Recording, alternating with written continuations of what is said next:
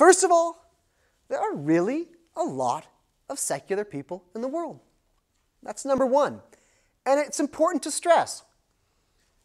There's a term in the United States and England. I don't know if you have it in Denmark or in Scandinavia.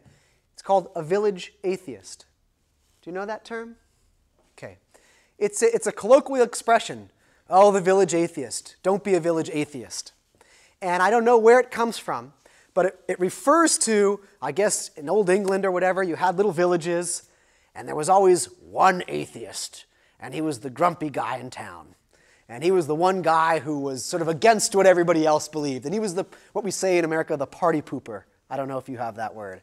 But he was the sort of disgruntled guy that when everybody went to church, he went, church is crap. And when they were singing Christmas carols, he was the one, I don't like it. The village atheist. And it implies that there's always one guy who's cranky and crabby. But it also suggests that there's only one. That everybody else is religious, and there's always, that one, he's unusual, he's atypical, he's a loner, he's asocial, he's on the outskirts, and he's mad at everybody having a good time at church. That term, village atheist, is now truly an anachronism. We no longer are just one cranky guy in the corner. By my own estimates, depending how you define it, there are between 500 million and 750 million non-believers in the world today, or non-religious people. That's a huge chunk of humanity. In fact, if you list sort of world religions, Christianity comes first in terms of just numbers of people, Islam comes second, possibly Hinduism next, and then secularity is the third or fourth biggest category of humans in the world. Not number 20, not number 22, but third or fourth in the world. That's incredible.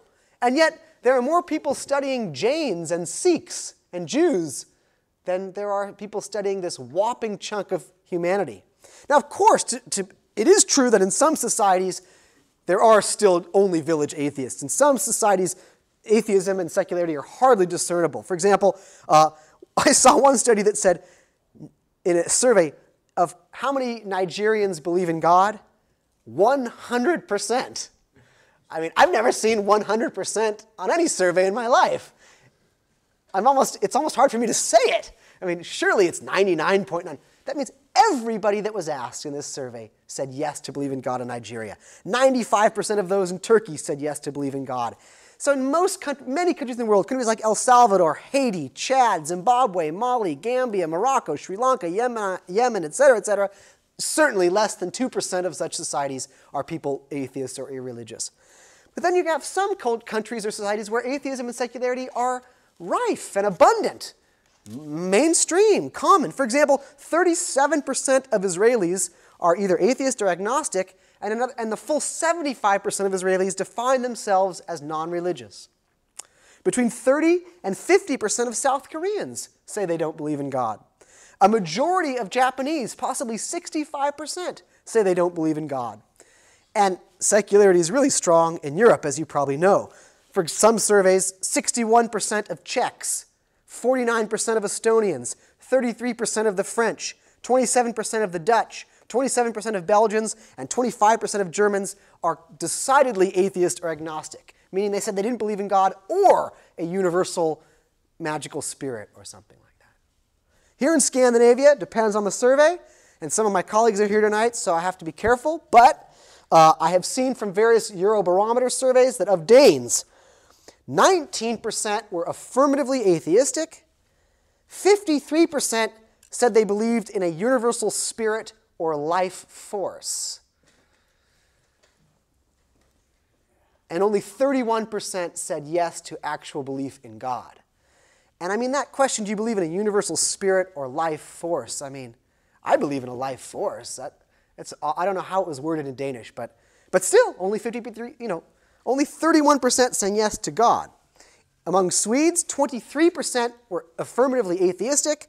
Again, 53% believing in a universal spirit or life force, and only 23% saying, yes, I believe in God. That's remarkable. That's incredible.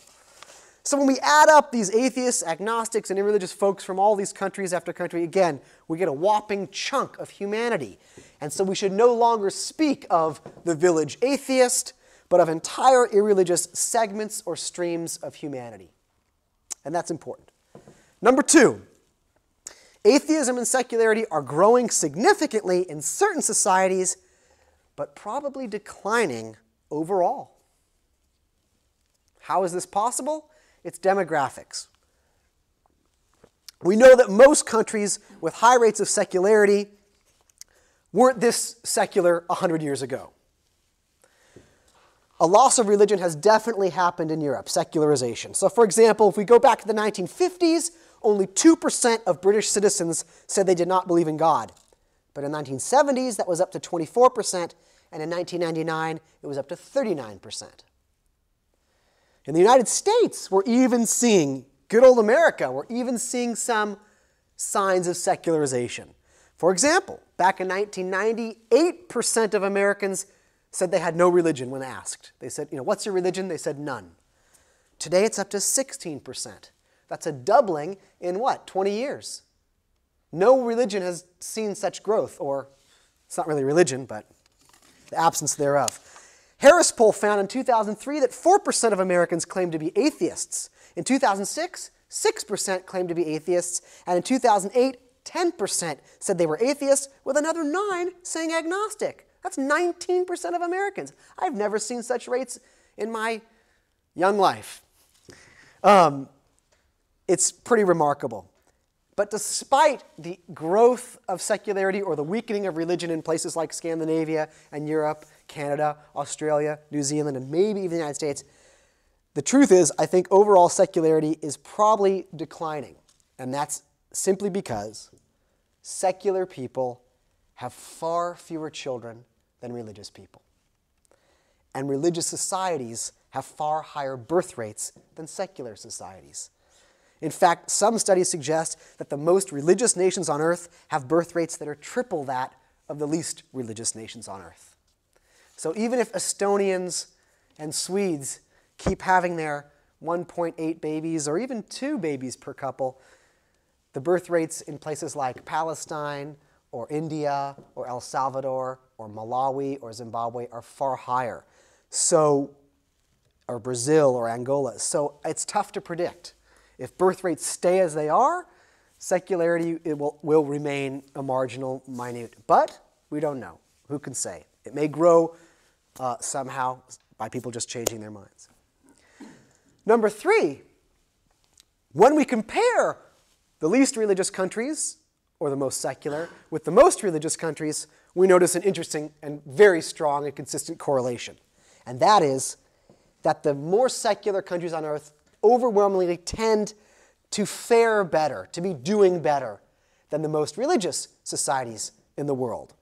When we look at standard measures, of course, one caveat is we have to, of course, acknowledge that the former atheist regime of Albania was a disaster, and the former USSR, with its League for Militant Atheism, and perhaps North Korea today, certainly countries that have been self-proclaimed atheist nations have not done well. They were not models of societal health, but were rife with brutality, lack of democracy, etc., etc.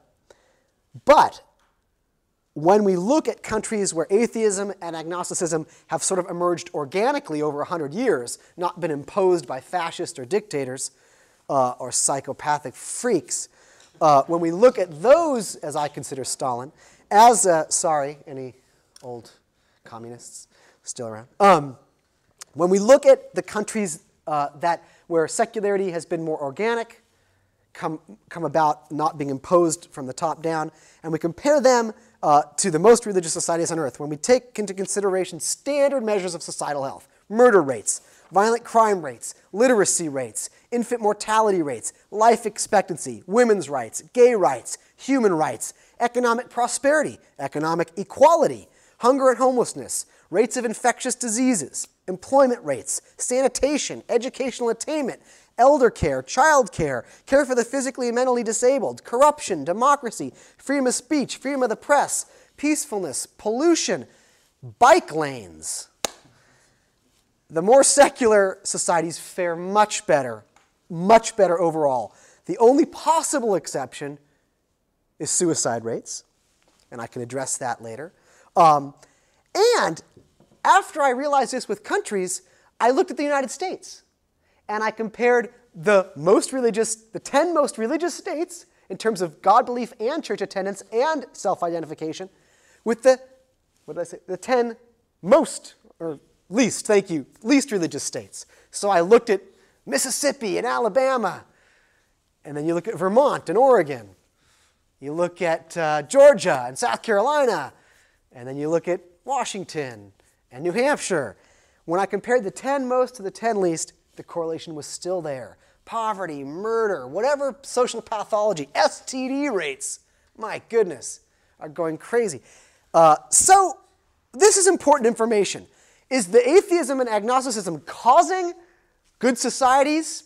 It's hard for me to argue. I think it's probably the other way around. When countries get their acts together and they build a good, strong, safe, democratic, secure society, then the need for religion probably evaporates. But it's important information which maybe you don't need here in Denmark, but I need it in the United States. Because in the United States, my fellow countrymen think you have to have religion to have a good society. And all social problems would go away if we just had belief in Jesus. And at least my research can show, well, that's clearly not true. The most religious countries in the world are not doing so well, and those countries that have forgotten about God and not worshiping Him anymore are doing quite well. And I like to use Haiti as an excellent example. Haiti is the most religious country in the Western Hemisphere. And not only did it just have how many people died in that earthquake? 200,000?